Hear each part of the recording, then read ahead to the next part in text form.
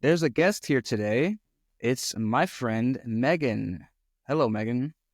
Hello, Kevin. Thank you for having me on this fine, cloudy day in Utah. I don't know what the weather's like in Chicago, but I'm hoping it's It's better than Utah. no, it never is. I don't know why Oh, we would okay. say that. That's like my small talk. It's like shitty. So there it is. There's my obligatory weather talk, and that's all I will speaking, say. speaking of obligatory small talk, the topic for today is going to be office culture, which I'm sure many people can Yay. relate to. I hope none of my coworkers listen to this ever. I mean, do they know that you have a No, podcast? Okay, keep no. it that way So then. they definitely won't. But if they do, it'll be interesting, I guess. So I say office culture, but it's more like obligation and threat of unemployment Yep. for a lot of this stuff. So yeah, I'm sure most people are familiar with like the stuff you have to do for offices. You have to show up, you have to dress a certain way, you have to attend pizza parties, you have to have your cubicle and say, hi, Tom, hi, whatever, all this They type all of we shit. all have a Tom. Like I feel like every Yeah. place I've worked at, there's been a Tom. Yeah, and it's not that these people are terrible, bad people. It's just that we don't really have to be in the vicinity of each other. We can just be home. So, especially nowadays, we can just be home. So, the fact that we have to be in proximity of each other and have to make small talk, have to say, "Oh, you want to go out for lunch sometime?" Like I don't. So, this is actually unrelated to actual office stuff, but it's related to job stuff. Back when I was a personal trainer, I worked at this place called Focus in New York City. And they, I shit you not, had sleep pods in their headquarters. And they encourage you, hey, why don't you just stay, get to know the trainers, learn, sleep in the pod. I thought to myself, Oh. there's no way. There's no fucking way I'm going to sleep in a pod at this place. I don't care what's going on. Um, that was absolutely wild. I don't know if you, Oh. Megan, have bunk beds at your office or anything like that. I I'm not aware of that, though I'm sure people will just use whatever's there.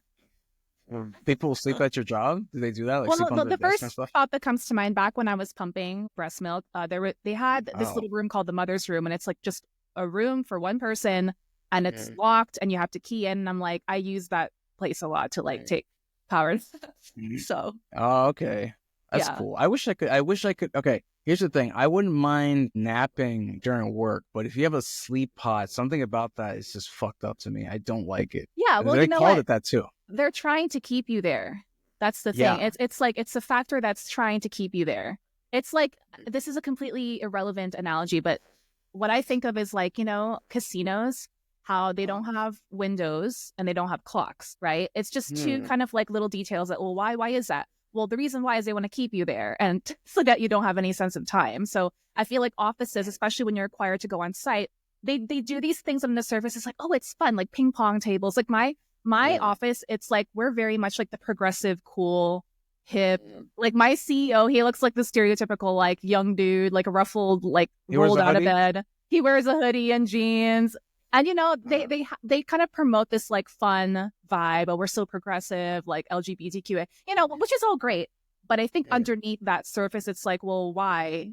It's because we want to keep you here. We want to make it seem like you're going to like a super fun place when in reality it's still a freaking 9 to 5, you Yeah, they know? just want to drain you so they can make more money. That's the Right. main It's thing. all it's They all want to use profit. you guys as batteries, like in the fucking Matrix. Yeah. Yeah. Exactly. That's interesting. I didn't know casinos did that for that reason. And I'm thinking back to when I worked at Equinox, that was underground. I mean, obviously it's impossible to have windows there, but Yeah. I wonder if that has anything to do with it. That was a kind of weird environment too. Although there were clocks, I think. I don't Yeah. remember. Maybe they did the same thing. I don't remember. But nowadays, while I do still help people lose weight, my day job is in IT. So there's a lot of my favorite thing in the world is when I get meetings, when someone sends you an email on Friday at about 3 p.m. for a meeting for, a bunch of meetings for the next week. That Right. always gets me really happy and excited for the weekend. Even worse is when on Thursday, Friday morning is like, hey, let's assign a meeting on Friday at 4 p.m. Let's do that. I don't know why people do this. Like, who's awake and functioning at 4 p.m. on a Friday? Why do people do this? How is that possibly the best time for a meeting?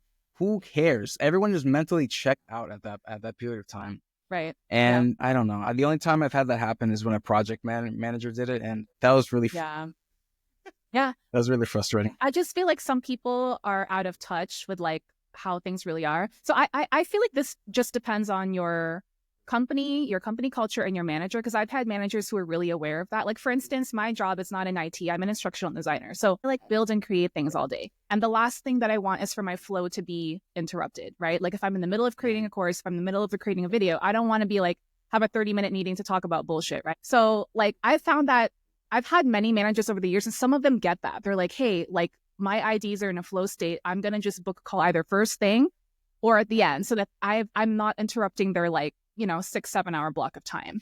And some people just don't, right? So what I've found, because like, I know this podcast is about like not just bitching on things, but solutions, right? Is I try to be vocal about that, and I try to like let my managers know, or my stakeholders know, hey, this is the nature of the work I do. I personally prefer if, like, whenever we do have meetings, they're, first of all, they have a purpose, right? So what you said, Kevin, if like, well, could this just be an email? Could this be a Slack? And then I'm like, and then I prefer if it's not during the middle of my day, if possible. Of course, that depends on scheduling, but like, if it's first thing or last thing, at least that gives me the uninterrupted block of time. And you might think, oh my gosh, like, why are you so vocal about that? But I found that like, when I speak very frankly like that, people tend to be very receptive. And they're like, oh, we didn't know that. Okay, thank you for telling me that, right? So you just have to be vocal about it if you want to see some change, I totally agree with you. When there's a meeting, let's say, 10 a.m., that's fine, because once you get that done, it's good. But if it's early, like 11:30 a.m. or like 1:30, it's like, or it's like in lunchtime, it's like encroaching in lunchtime. It's like common sense. Like, people have to eat lunch, or like people have to pee. That's the other thing. It's like, here's why I mentioned that. It's like, calendars are visible, right? If I'm going to book a call with my team and I open up their calendars and I see, oh, Tom, let's bring back Tom. He has 4 back-to-backs. I'm not going to throw in a 5th back-to-back after the 4 where I can clearly see he hasn't had time to use the bathroom. You know what I mean? So I feel like a lot of this like corporate bullshit is like people just not having like the freaking common sense. A lot of this is unspoken, but it's like, if you're a human with like a decent heart and a working brain, you shouldn't have to be like, I wonder if it's okay to throw in a 5th back-to-back on Tom's calendar. Of course not. Can you let Tom pee? Like, can you let him go to the bathroom and grab a granola bar or something? Like, do you get what I'm saying? Like, yeah, full disclosure, I don't think I have any coworkers named Tom. I'm just using a name. You don't know yet. But that's the thing. I do see people do have their calendars visible most of the time. And even if it's not the specific meeting or whatever, it says busy, there's a block. And when I see people have like 3-4 hours straight of stuff, I'm like, I'm just not going to contact them at all, because I know they're going through it right now, and they're not going to be able to help anyway. So I'm just gonna not do this at all. But I feel like some people are like, oh, you have 3 hours of meetings and then a half-hour slot and then 2 hours of meetings. Perfect. Let me stick something right in there. Some people do that. Yeah, they do. And those are the people I hate, because they lack common sense. That's the thing. It's like, this is just basic human decency and courtesy. The only time it's okay to do that if it's like I've had managers do that to me, because managers notoriously have calendars like that. Like, I'm sure your manager, Kevin, like, that's what managers do. They have back-to-back meetings. That's their freaking job, right? And so the only time I will like claim that like 30-minute spot that's free is when they actively tell me, hey, Megan, like, this is the only time I'm free and we need to talk about this. Just go ahead and claim that spot. So that's another like basic etiquette, is like, if you're unsure, I don't know if you guys use Slack, Teams, whatever. If you're unsure, ping the person beforehand instead of like, just flat out booking it, which is just indecent, in my opinion. That is something I wish more people did. There have been a few times where someone has basically we go back and forth in email a couple of times, and they're like, you know what, let's just have a meeting. They don't say that. I just see the meeting invite with like 9 other people. I'm like, why did you do that? Right. How inconsiderate do you have to be to just hog that time from all those people? Half of those people have nothing to do with this, by the way. Exactly. So I feel bad for them. And that's one thing I've gotten to recently. If a meeting is listed as optional, if I'm an optional attendee, immediately decline. Not because I hate the people or I don't care about it. Sometimes I will actually get in there. If I'm like, okay, that seems kind of relevant, I'll hop in there. But for the most part, if I'm an optional attendee, decline immediately, because I don't need to just fill up my calendar if it doesn't need to be filled. If I can have the time for whatever I need to do, then I'm going to leave it that way. Exactly. Yeah, that's a good tip. Another tip too, which I am hoping we're heading in the direction of like, how do we make meetings not only intentional, but like efficient, meaning like people, those people that like ask a question 1 minute before the meeting's supposed to end, and then they extend a 30-minute meeting to like a 1 hour meeting. Okay. See, those are the people that, again, have no common sense. So here's my tip for people. Okay. Here's my tip for people. Come prepared to the meeting. All right. So I will speak from an organizer point of view and an attendee point of view. From an organizer point of view, I like to give people pre-work. And I know people are like, ew, like, what's wrong with you, Megan? But there's reason for that. When I give people pre-work, or like, hey, think about this before you come to the call. Can you prepare this thing? It's going to take 5 minutes. That will ensure that when people come to the call, they have something to talk about. And it's not like, oh, let's spend 20 minutes like brainstorming. And like, you know what I mean? You're not wasting time. So from an organizer perspective, I like to do that. And then from an attendee perspective, I do the same thing, whether it's assigned to me or not. Like, hey, I know we're going to talk about XYZ in the meeting. So let me come up with like 3-4 bullet points to make sure I have something to contribute. And we're not just like filling the time with freaking small talk or dead air. Like for this podcast, for instance, Kevin, like I pulled up your outline and I thought about a couple of your points. Like, oh, hey, maybe I could mention this. Like that's my pre-work, right? So that makes sure that the time is like intentional. So that's like an agenda. Exactly. Yes. Meeting agenda. So that used to be a bigger thing, but sometimes, like you said, people just assign a meeting. This is a topic. People come in, they just say, so this happened. I'm like, okay, this is going nowhere. And like what you said, this happens so often. It's like a half-hour meeting, 28 minutes in, and someone says, oh yeah, one more thing. I know right then and there, 15 minutes at least is added on. That's one of the worst things in IT, even outside of meetings too. This is another part of office culture, IT specifically. Yeah. In IT, usually there's a ticketing system. Basically, you submit a request for help, right? So you keep the documentation. People don't lose your problem, so they can actually get back to you. But what a lot of people do is they will just walk into your office, and then they say, hey, my computer's broken. And then your whole day is basically derailed.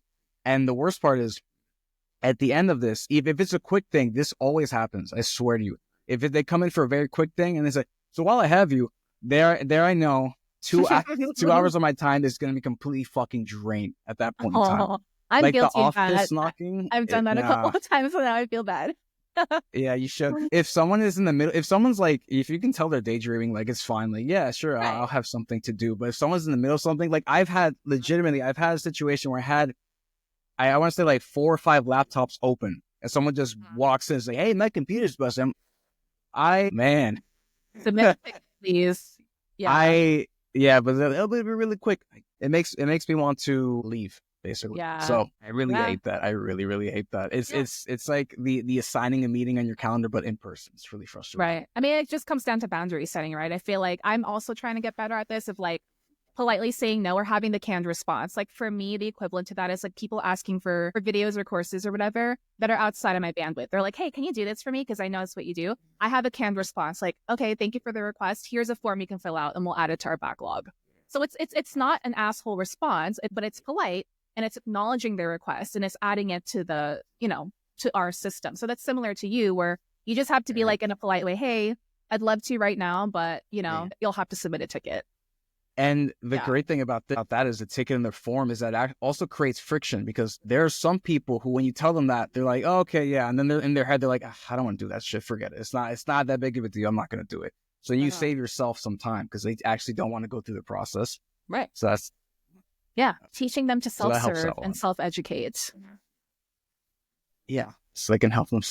They can help themselves instead of wasting everyone else's time. One thing I definitely want to talk about with office culture, I feel like this is it's related, but not quite office stuff. It's just the concept of commuting is a killer. I know you and I, we have mostly remote jobs. When we do have to go in, it's very, very frustrating because it takes time away from your day that doesn't need to be taken. I know for you, I think your commute was or is somewhere close to an hour at some point, right? Mm-hmm.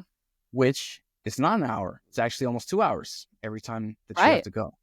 That's the frustrating part. And the cool thing is, and I mean this sarcastically, is that you don't get paid for that time. Nope.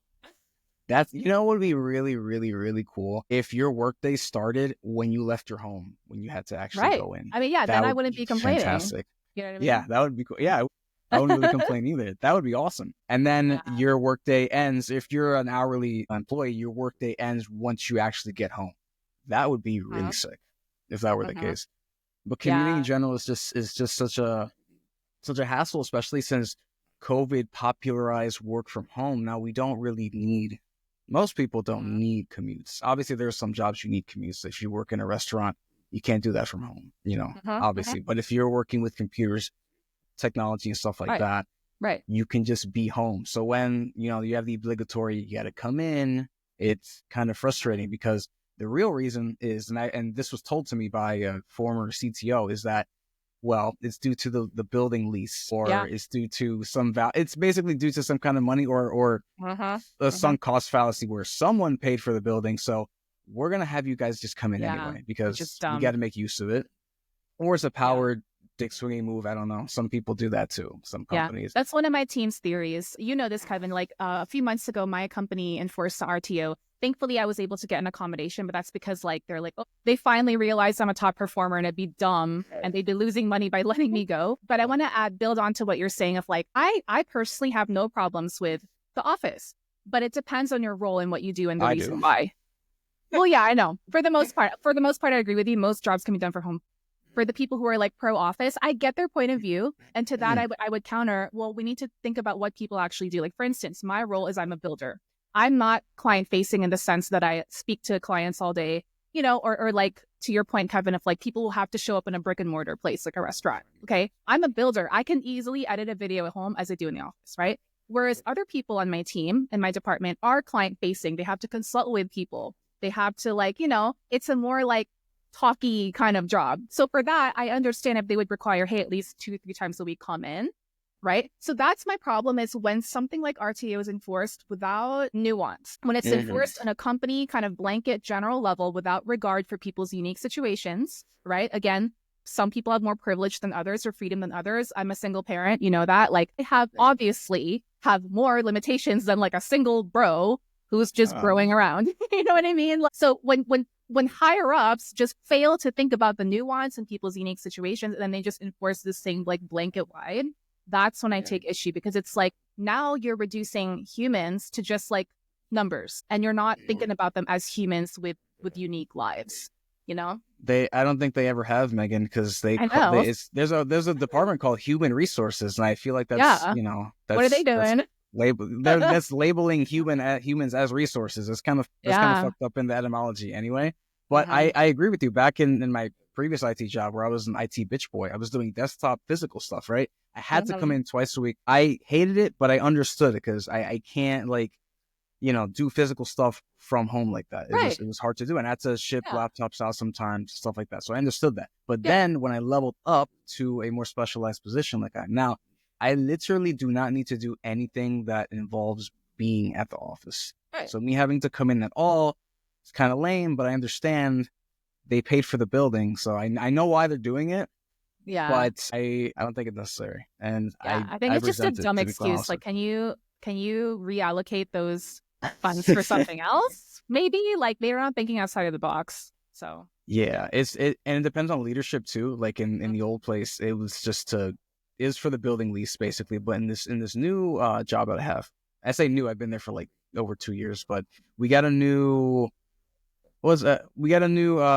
basically director for our department, and he's way more lax. Before that, we were doing like a very slow kind of, we're gonna come in twice a week, whatever. And then we got this new guy, and he's like, I don't really care. So then people actually, there was more working from home from now on. And the thing that annoys me about the previous attempt is that if literally everyone in IT in that department were to come in, there would be no physical room for everyone.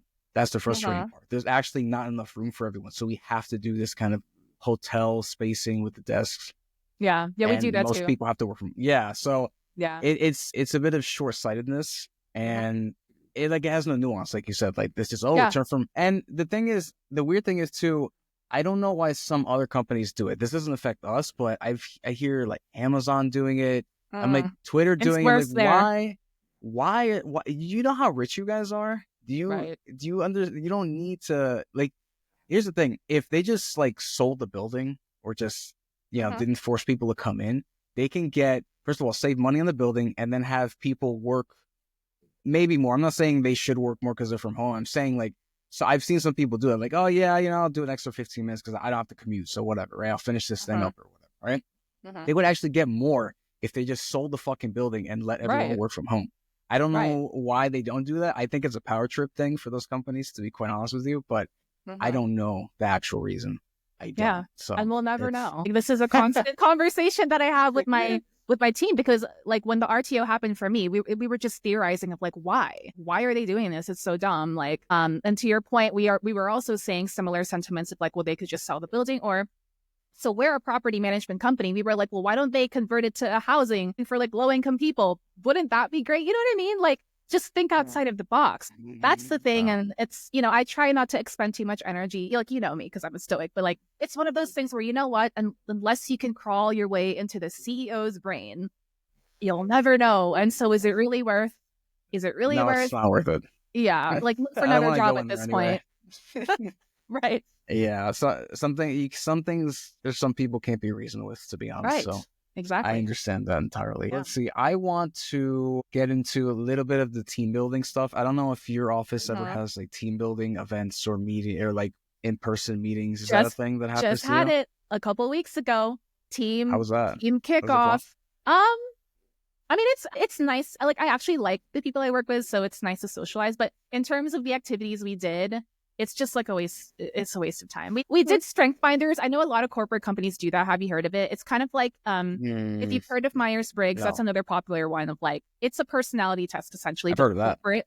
Yeah, so it's kind of like the Myers-Briggs, but it's like strength finders is this corporate test you can take that basically identifies what are your like top 5 to 10 strengths, and then how do you leverage that in context with your team. So like, for instance, I am a strategic thinker.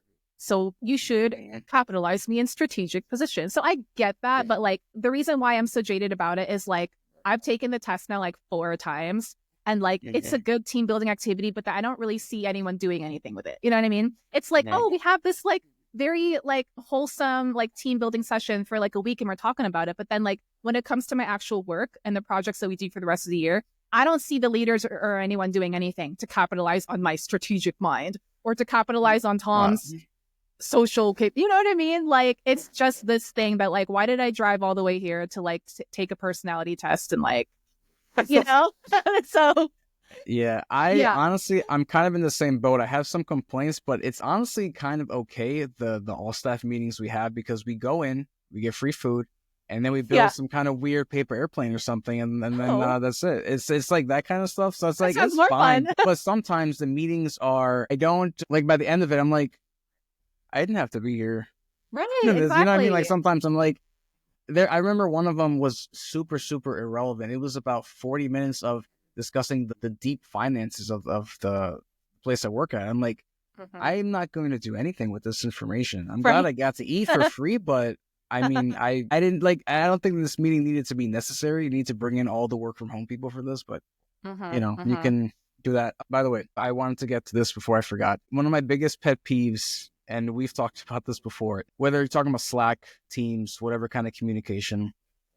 And basically the people, some people, I don't think many people do this through email, but just the communication when people ask for permission and wait for permission before actually unloading on you. And I'm talking about when someone messages you on Teams, like, hey, and they will not tell you what the fuck they want until you say, hey.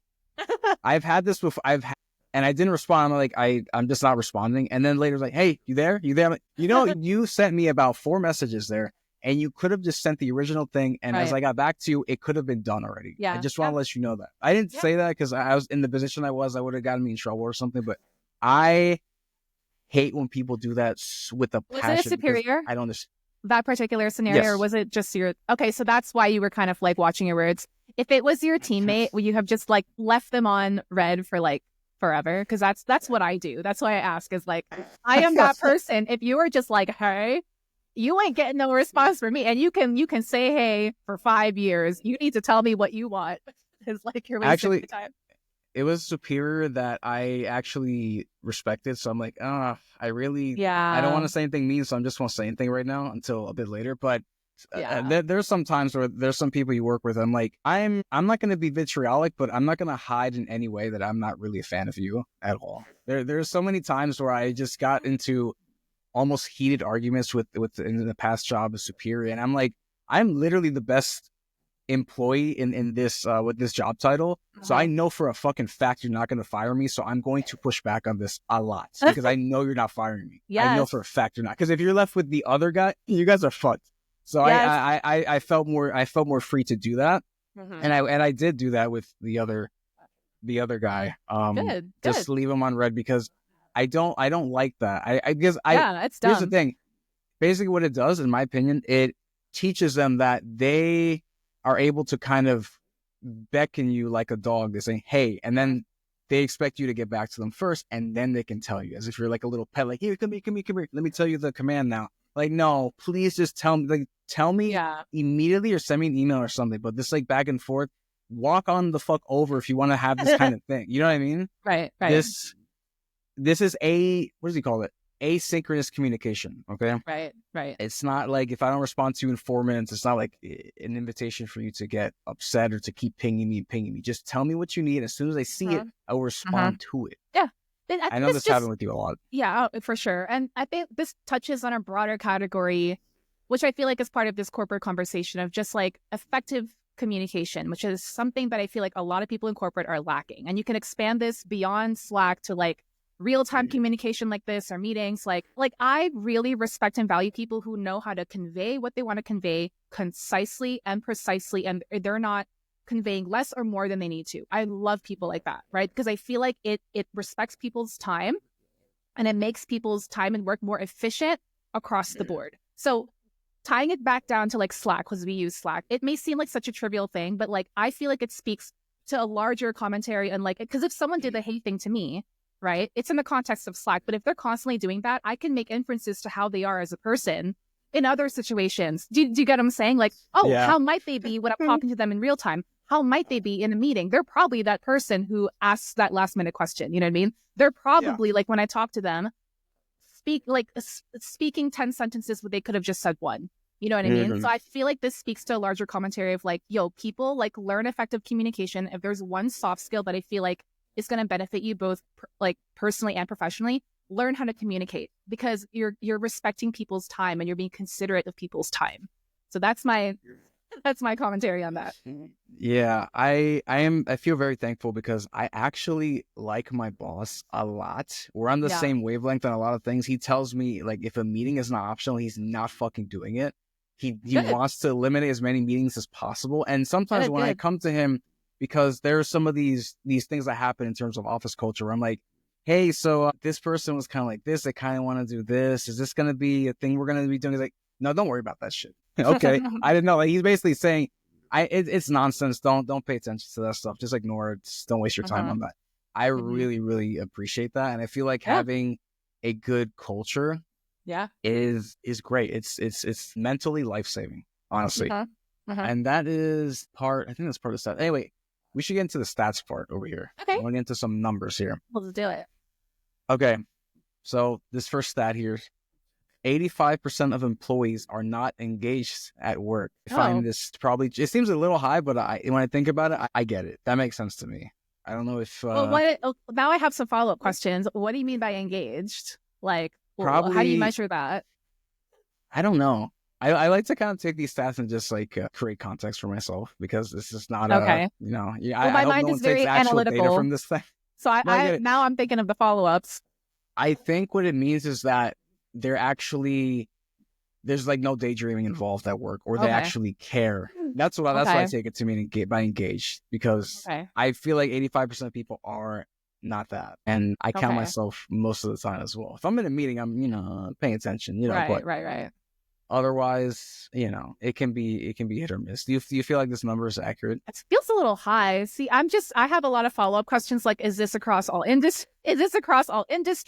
You know what I mean? Is this like project specific? Because like I'm like you, where it depends on what's going on, like what project I'm on. Like for instance, tying it back to my strategic mind, if I am on a project where my strengths are not being capitalized and it's just like, yo, why do you even have me doing this? Then of course I'm not going to be engaged, right? Because there's no intrinsic motivation. But if I'm in a project where, you know what, you are capitalizing on my strengths and my interests, then I'm good. Of course I'm going to be more engaged, you know? Yeah. So it depends what's going on. I think it depends, but probably overall. Basically, I think the point of this is most people don't give that much of a shit about their job. It's a That's job. what I take it to mean.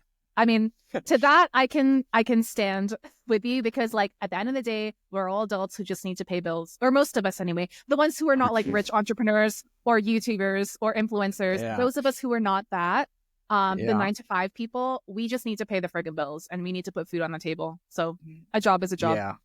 Yeah, I agree. That's a big one. So I kind of think this number is probably on point, but I agree there would need to be some kind of follow up, I think. But all right, next stat is companies with engaged employees, engaged again, so maybe this might be tough. So companies with engaged employees outperform those without by up to 202%. So that's 3 times more. Yeah. I mean, I guess so. Those people, that's true. Yeah, you've met those people like, oh, I'm totally into this. I'm into the mission, so to speak, or whatever. Or even something like myself with, in the past, like I coach now, but when I was in gyms and a personal trainer, I actually did care about getting people to where they wanted to get to. So I feel like I was more effective for the clients that way too, because I did actually care. But I feel like many people in their positions don't really care.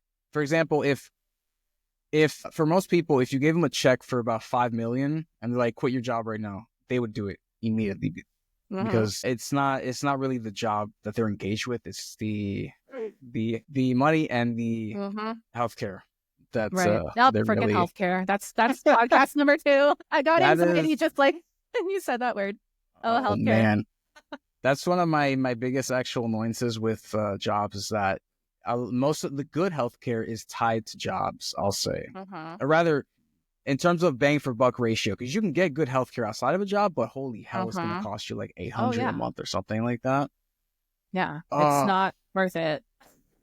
No, it's not. So a lot of people, they stay with jobs that they're not big fans of because health benefits are so great. They need that shitty job to live, essentially. See, again, it's one of those many factors that keep people tied to their jobs. Like, earlier we were talking about like the fun office. Like, you could make like a freaking 300 item list of all the things that keep people tied, speaking to the larger structural system of like our freaking country, of like college educations, right? The 4-year degree, and like you need a degree to get a job. It's all tied together to make people corporate slaves.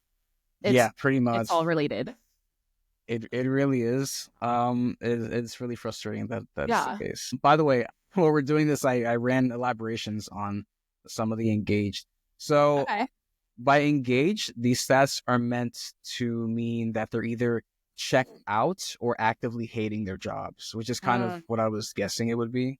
Okay. So does that ring true with not engaged, basically? Yeah, that makes sense for me. Like checked out makes more sense. Like the quiet quitting, which I think is kind of a lame term. The term is literally doing your job and nothing more. I don't like that it's labeled quiet quitting. It's kind of lame. It makes sense though. I actually just learned that term recently too, and it makes sense. I've definitely quiet quit from some places. But the thing is, it's interesting because the way it's described, it's say people will do their tasks and then not go the extra mile. And I think bare minimum. They're doing their job then, I guess, because if they needed to do more, then that more would be part of their job, in my opinion. It just seems like that quiet quitting is like passive aggression of saying, hey, why aren't you working overtime more unpaid? That's what it sounds like to me anyway. Yeah. But, well, I think it's also just like being like a freaking like engage, like back to that word engaged, like in meetings, am I voicing some ideas? Am I voicing some thoughts? Am I responding to people? Like, I feel like it's just your basic day-to-day, how you carry yourself.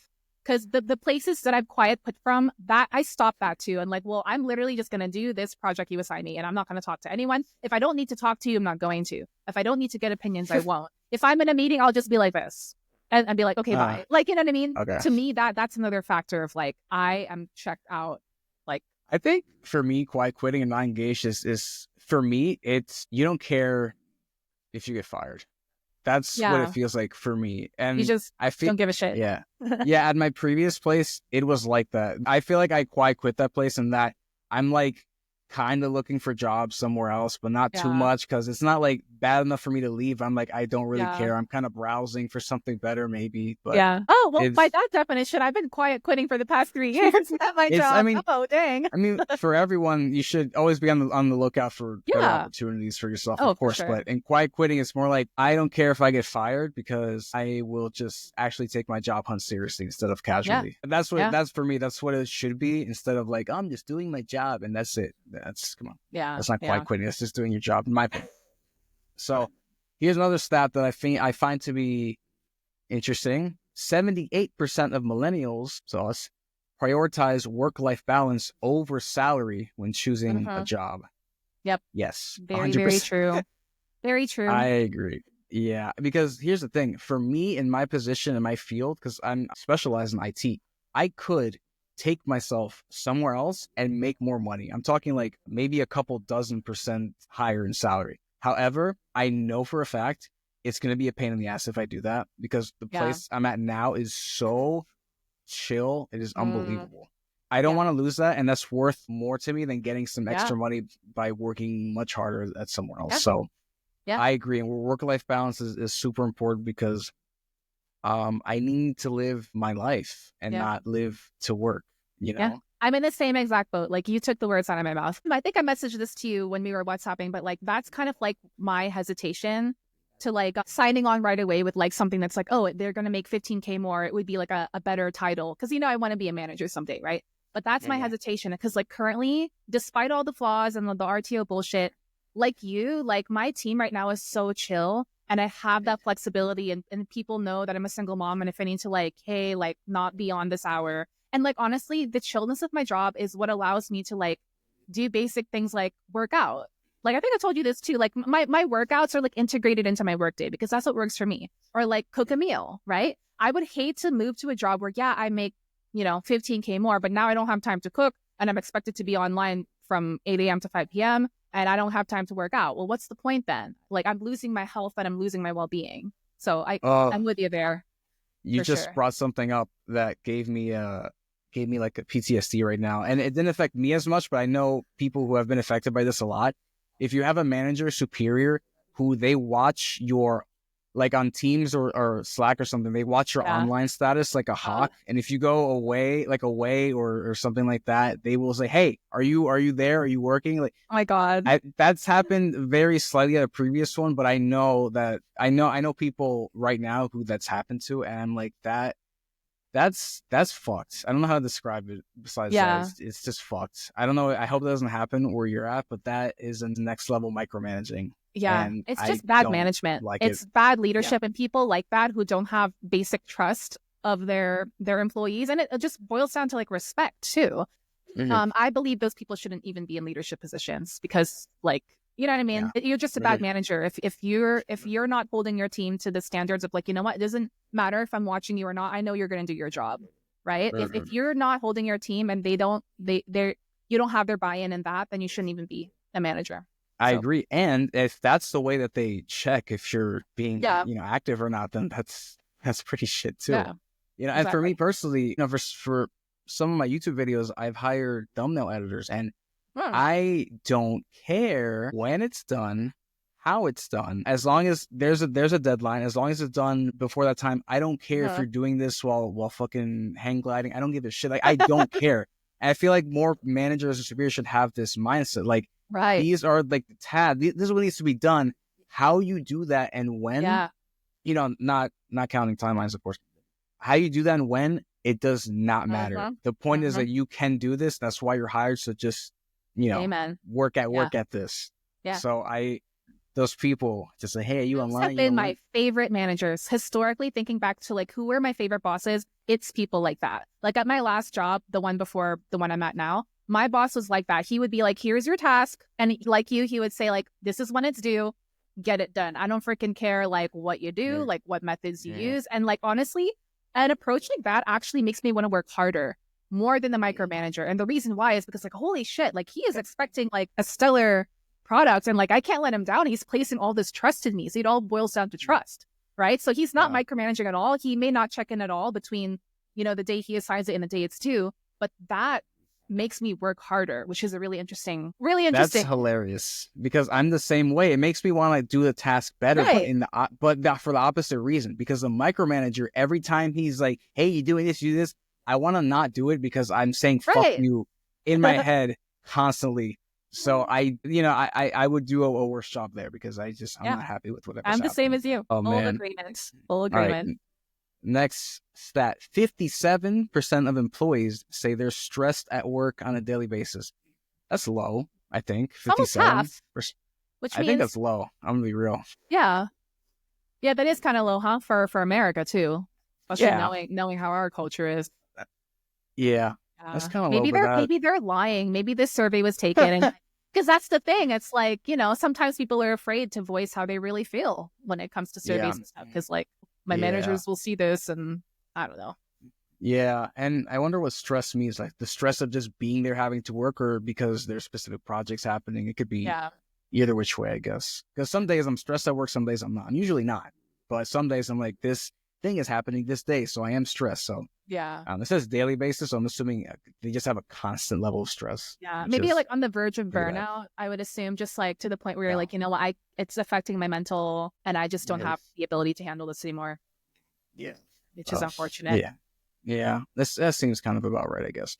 Last one here. The average worker, I know this one's true. The average worker is productive for only 2 hours and 53 minutes per day.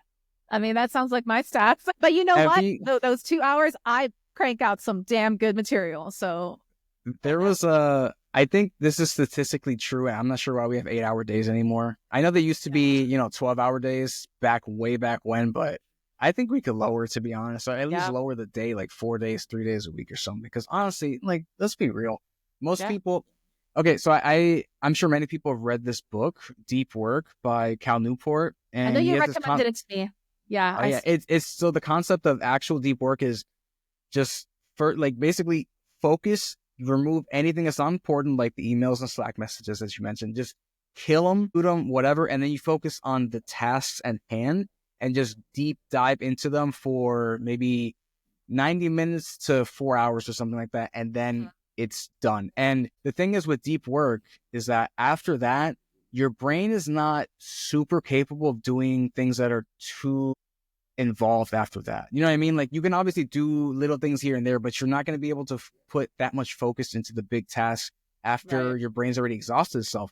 And I feel like this is basically 3 hours is telling me, and that kind of lines up. Like after 3 hours, after 3 hours of actual hard work, I don't think most people are doing much that's important or serious. So I think this lines up because the rest of the time is kind of, emails, browsing fucking web or something. It's just, whatever. And I know a lot of people just like, so for me, for my job, we're required to like log our metrics. Like, hey, I spent X number of time on this project. So kind of tying it back to your point, I feel like a lot of people with the 40-hour work week expectation will just end up lying on their metrics just to be like, well, hey, I completed the task in 4 hours, but you want me to prove that I've spent 8 hours working today. So let me just log some random bullshit for the other 4 hours. I support it.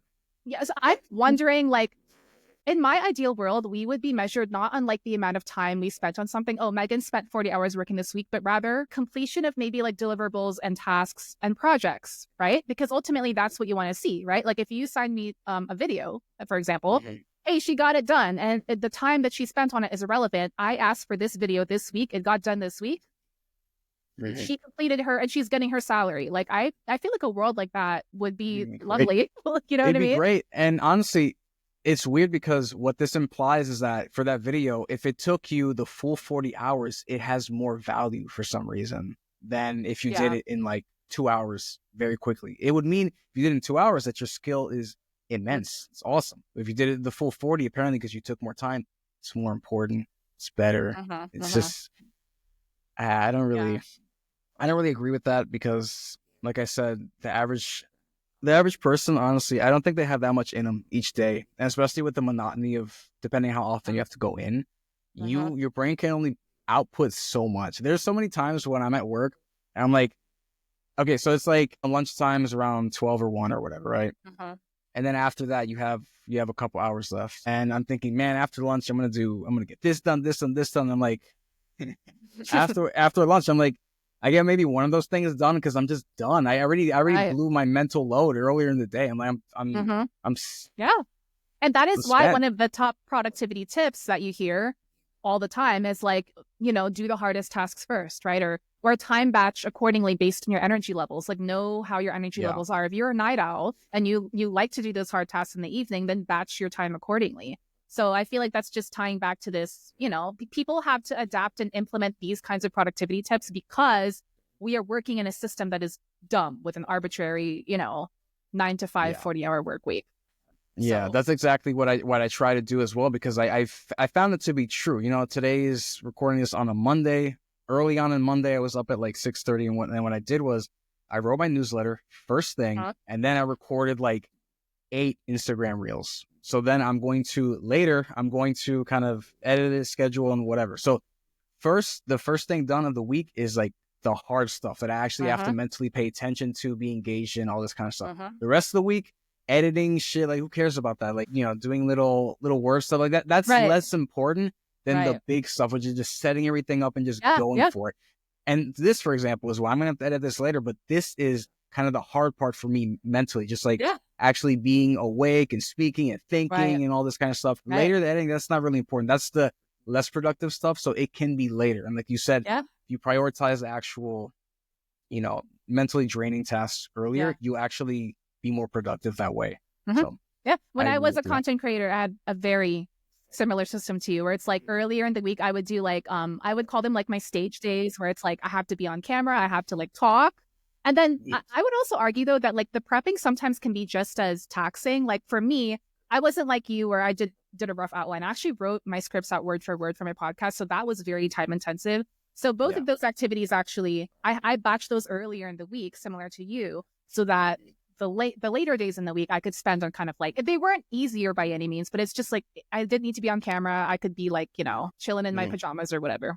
No, I agree that the prep for some of the stuff can be harder, but in your case, the prep would be like the big task. Whereas for me, the prep is like I have all these fucking setups and tools. Like that shit doesn't matter to me. It's actually doing it that's the hard part for me. Yeah. For you, Yeah. I think that's probably the easier part. Is you like setting everything up is probably the more taxing part, but it's opposite. But either way, the point is like the stuff that's extra hard and important for you.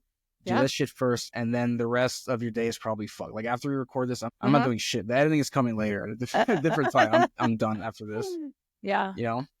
So I agree. The 3-hour metric seems about right. So I want to kind of, I mean, it's hard to do this because this is American office culture, but what kind of ideas do you think would actually be helpful to combat some of this stuff? You mentioned some earlier with basically learning how to communicate will solve most of this stuff. But what about, I don't know, more practical stuff? Like, for example, I mean, it's not ideal, but carpooling could be something, I guess. Right. I don't know. It still wastes your time, Yeah. but you don't have to have a car, I guess. That's something. Yeah. Or I guess to that point of commute, it's still eating up time, but maybe finding ways to, this is so cheesy, but to integrate beauty into your day. What I mean by that is like, if you can afford to ride your bike to work, okay, you're still taking time to commute, but it's a more scenic experience. You're getting some exercise in, or if you can afford to walk during your lunch break, you know what I mean? So it's like, yeah, we're all stuck in this stupid 9 to 5 drudgery, but if you can find ways to like weave in some like, some beautiful moments for yourself, at least that's what I try to do. You know what I mean? Yeah. So it's not so dull and dreary and fuck my life all the time. Yeah, or listen to an audiobook or music during the commute as well. Or if your office is cool, you can have an earbud in and listen to whatever you want the whole day. I used to do that at some of my previous jobs because it can get pretty bleak if you don't have entertainment there. For sure. Declining meetings right away, optional meetings right away is honestly one of the biggest pro tips I can give.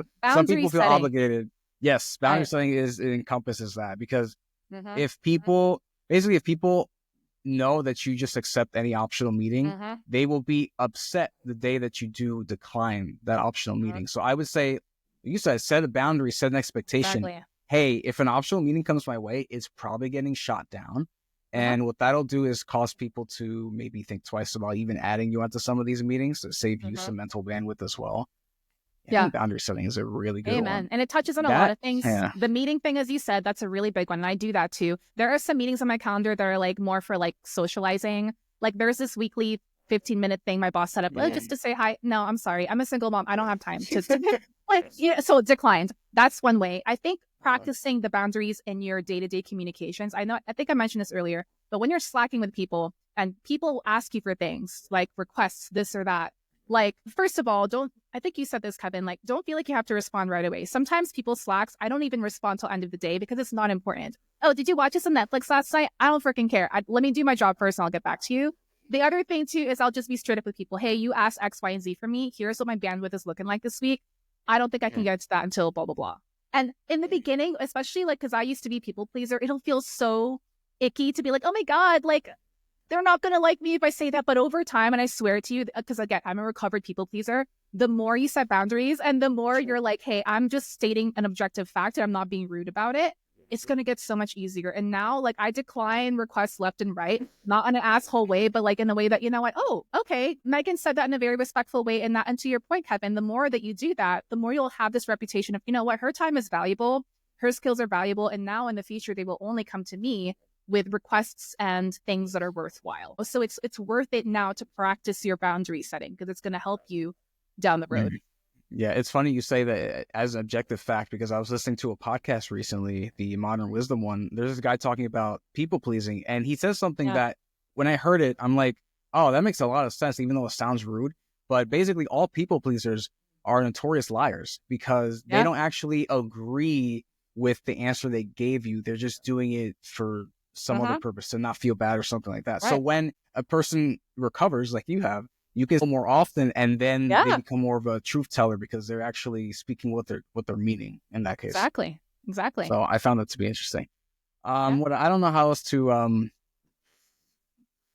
okay, I was gonna say one way to fix a lot of office culture would be CEOs. There could be fewer of them, maybe at least the asshole ones. They could stand to be an example, I'll say. And if not, they should maybe step down from their position. I'll just say that. It comes from the top.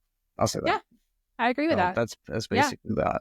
Don't be a manager. Tying back to our earlier commentary, don't be a manager or take on a leadership position if you don't have like the soft skills for it. A lot of people think, oh, I have a PMP, I can be a manager. No, it takes a lot more. I've had tons of managers in the past who lacked social awareness, who lacked common sense and decency, who lacked respect and consideration for people. Like if you don't have those soft skills, like you should not be in the leadership position. So I think have the self-awareness to be honest with yourself and to save other people that torture. So, not even if they don't have the skills, it's if you don't have the trust in the people you're managing, then that's another thing. That's probably a manager problem. It's like a you problem you got to figure out over there. Exactly.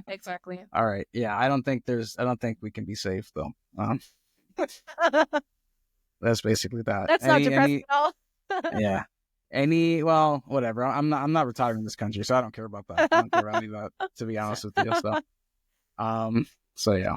Any parting words or anything you want to leave people with? I do actually. I think like if I had to offer one last tip, and if I was still a content creator, this would be a perfect opportunity to plug my podcast that no longer happens, but it was a Stoic podcast.